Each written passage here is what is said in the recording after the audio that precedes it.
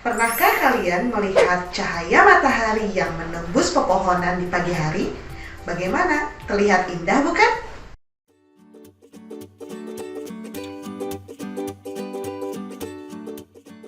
Assalamualaikum warahmatullahi wabarakatuh.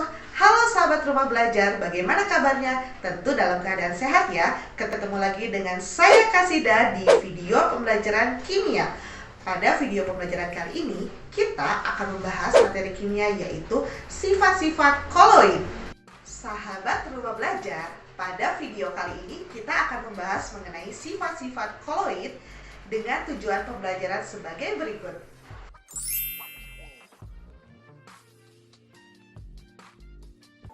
Oke, kita masuk ke sifat koloid yang pertama yaitu efek tindal. Gambar-gambar berikut ini merupakan contoh dari fenomena efek tindal. Efek tindal adalah terhamburnya cahaya karena adanya partikel koloid. Partikel koloid memiliki ukuran di antara larutan dan suspensi. Nah, efek tindal ini bisa kita gunakan untuk membedakan larutan, koloid, dan suspensi.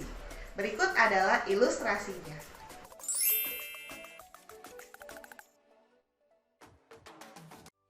Sifat koloid yang kedua adalah gerak Brown.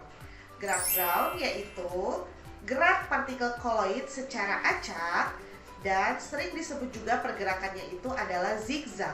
Nah, berikut adalah ilustrasinya.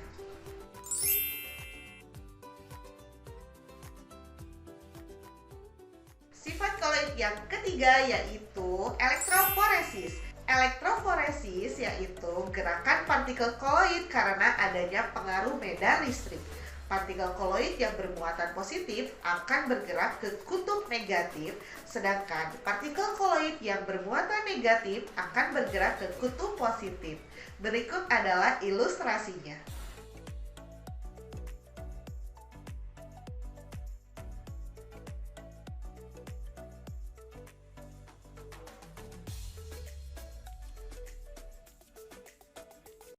Sifat koloid yang keempat yaitu adsorpsi. Adsorpsi adalah penyerapan terhadap partikel, ion, atau senyawa lain sehingga partikel koloid menjadi bermuatan.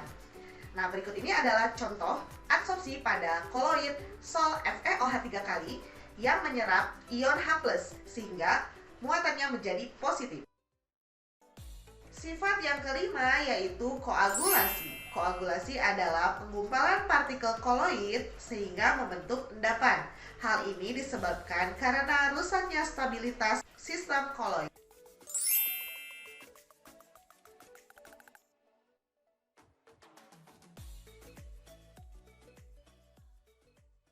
Sifat koloid selanjutnya yaitu koloid pelindung. Koloid pelindung adalah koloid yang ditambahkan pada sistem koloid lain agar diperoleh koloid yang lebih stabil. Nah, ini tidak akan menyebabkan koagulasi. Nah, berikut ini adalah contoh dari koloid pelindung, yaitu penambahan gelatin pada pembuatan es krim. Contoh lain adalah cat dan tinta itu bisa bertahan lebih lama karena ditambahkan koloid pelindung, yaitu minyak silikon.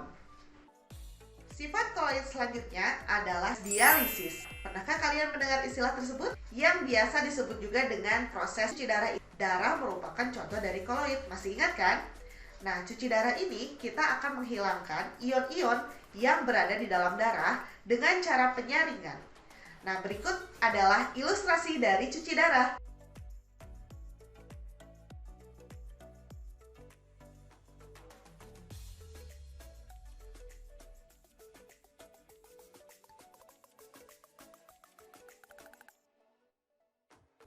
Sifat koloid yang terakhir adalah sifat koloid yang dimiliki oleh koloid Sol, yaitu liofil dan liofov. Nah, dari asal katanya saja, liofil, fil itu suka, fov itu fobia atau tidak suka. Nah, liofil ini adalah koloid yang suka dengan mediumnya, sementara liofov itu adalah koloid yang tidak suka dengan mediumnya. Artinya, liofil itu memiliki gaya tarik yang besar dengan mediumnya, sementara hidrofob itu memiliki gaya tarik yang lemah. Jika medium pendispersinya adalah air, maka disebutnya hidrofil dan hidrofob. Nah, berikut ini adalah perbedaan antara liofil dan liofob. Nah, contoh dari liofil dan liofob bisa dilihat pada gambar berikut ini. Oke, sahabat rumah belajar, mari kita simpulkan pembelajaran kita hari ini. Sifat-sifat koloid yaitu